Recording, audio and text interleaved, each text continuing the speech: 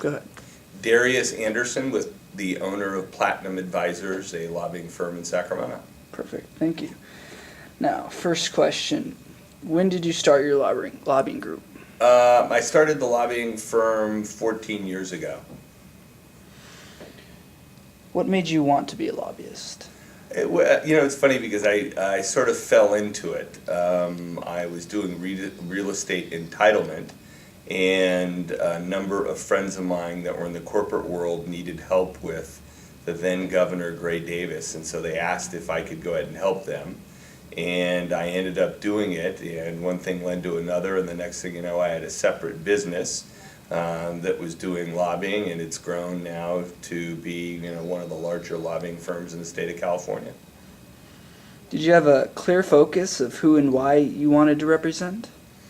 Yeah, I mean, I had certain industries that I knew I wanted to go ahead and be in or wanted to associate with. I had other industries I knew I did not want to go ahead and represent. And then, every time somebody walks in the door, it's really on a case-by-case basis. And we make that decision, both myself along with other members of my staff. You said you had an idea of what industries you wanted to sort of get into or represent. Can you describe some of those industries? Well, I live in Sonoma County, and so one of the industries I wanted to be in was the wine industry. And so we represent the Napa Valley vintners and have for many, many years. Because of the prominence of the actor world, I wanted to go ahead and represent the Screen Actors Guild, and we've represented the Screen Actors Guild for many years.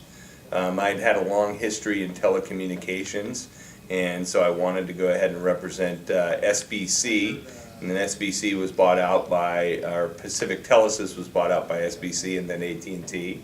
I've been very fortunate. I've represented people in the music business, people in the entertainment business, people in big business, Fortune 500 companies. So there really isn't a sector out there that I haven't been involved with. What services do you offer your clients? Do the services vary depending on who the client is? Yeah, and it really depends on what the need of the client is. Some people will come in, they want to do a bill. Some people will want to go ahead and do a whole legislative program, build their visibility, and it really is on a case-by-case basis. And we do both lobbying as well as consulting as well as strategic planning for people and looking at their overall presence in Sacramento as well as the state of California.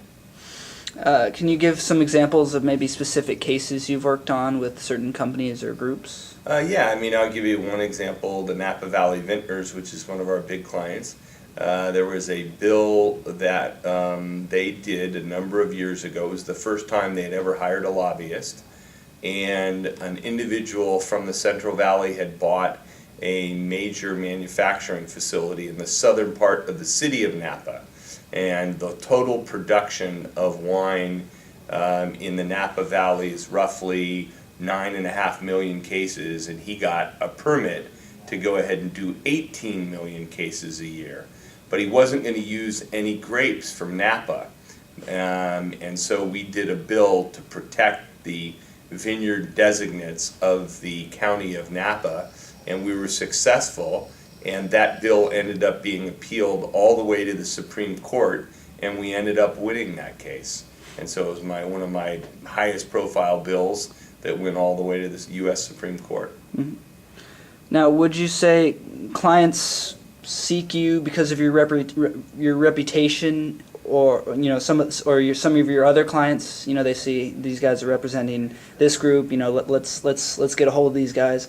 Yeah. Or would you say that you see groups and say, I want to represent these people? Most of the time it's people approach us. They'll see that we are that we're one of the well-known firms in town. We've got a diversity of clients.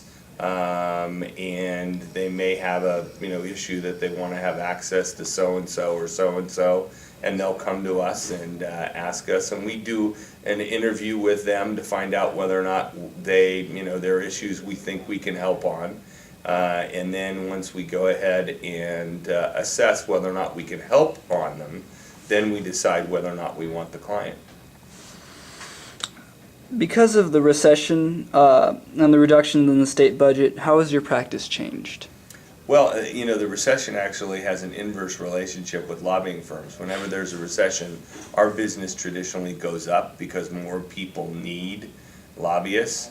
However, in this cycle, because of the difficulty with local governments, we've had some local governments that have had to terminate lobbying contracts and or scale them back.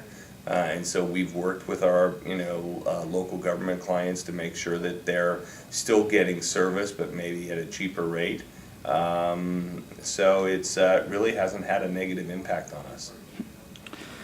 In your lobbying practices, strategies, what are some tactics you use to perhaps get legislation passed or, get Well, a key? It's pretty basic. I mean, it's about communications and making sure that whatever your client's issues are, that you can articulate them and communicate them in a very clear and concise manner. Once you develop a strategy, it's making sure that you implement the strategy. And then as things change, as they always do in this process, that you're nimble and that you can go ahead and move quickly to make sure that if the landscape changes and you've now lost a particular vote or you've gained a particular vote, that you can take advantage of that very rapidly and rework your strategy as quickly as you possibly can. Would you say there are some, like, what would some challenges that a lobbying firm such as yours would face? It's, in a term-limited environment, it's always about, being connected with the members and making sure that we have as many relationships as we possibly can. In the old days, prior to term limits, if you knew, the speaker, Willie Brown, you were set, and it was easy to go ahead and get things done.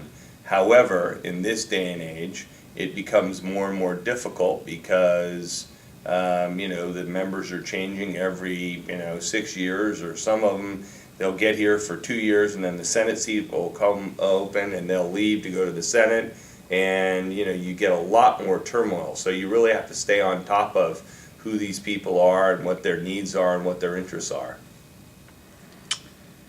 Have you altered your approach to lobbying since you began your practice? I've learned a lot, made a lot of mistakes, and I think the key to good lobbying is having great people. And I've, over a period of years, hired some people that didn't have sort of a long-term view of the world, and I think that we've hired people now that have a long-term view of the world and understand sort of the way that I work and the things that are important to me, and we've done very, very well. What would you say some of the mistakes you've made throughout the years, or possibly miscalculations that you've made? I think it was probably the biggest one is just misreading people. Certain people that you think will have a lot of integrity, or people that will go ahead and be honest with you, and they don't, and you put a lot of faith in human nature and who people are, and they disappoint you. And I think that over a period of years, you realize that anybody, no matter who they are, can change, their opinion on something. And in the old days, I think people's word meant a lot more than they do today. I think because of the nature of term limits and people cycling so quickly, I think people are less apt to go ahead and stick with their word. Now, what would you say if you could provide some advice to someone in high school, someone in college who would want to go into your field, work with a lobbying firm or be a lobbyist? Advice, anything like that you could offer? Well, I think that, there are some key issues. One is get as much real-world experience as you can. Intern when you're in high school, intern when you're in college, work on the summers on a campaign, work summers in the legislature, whatever you can do, because the more experience you have, the better off you are. Having a legal degree helps, but isn't necessary. I don't have a legal degree. And I think 3 is make sure that when you do get into the field, that you're one of those individuals that works harder than anybody else. And it doesn't matter if it's faxing or running bills across the street to the legislature.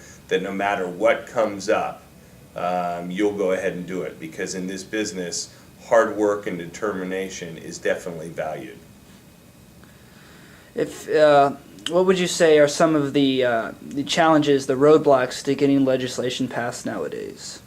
There's so many lobbyists. I mean, on every issue you have 10 lobbyists pro and 10 lobbyists con, and everybody's working their tricks and trying to get things through. And the fact is that the members are not as informed. Just in any business, if you're a chef, you're probably better in year 10 than you were in year 1 or 2 or 3, because you just have cooked more and you've had more experience and you've had more crisis and you've had more failure and all those things that sort of make you great. And the problem with term limits today is the fact that just as you're getting to know the place, after 4 years, you really then only have 2 years to go ahead and apply the practice that you've learned for the last 4. So dentists or doctors or whatever else, the more experience you have, the better off. And in most fields, you want people that have longevity and experience, and then that's what makes the work in the legislature so difficult these days. Let me see. A couple more. Let me see. Actually, I think that's about it. Good. Okay.